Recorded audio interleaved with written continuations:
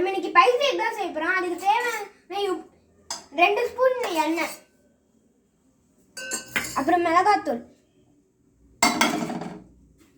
அப்புறம் உப்பு,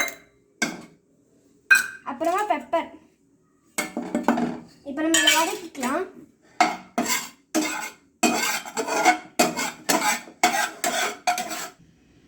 இப்போ நம்ம முட்டையை வச்சிடலாம். இப்போ நம்ம திருப்பி போட்டுக்கலாம். இப்போ நம்ம திருப்பி போட்டுடலாம். பண்ணிட்டேன். இப்போ நம்ம வெந்துடுச்சு, நம்ம எடுத்துக்கலாம்.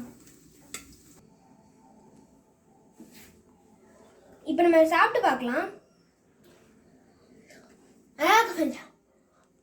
Bye friends.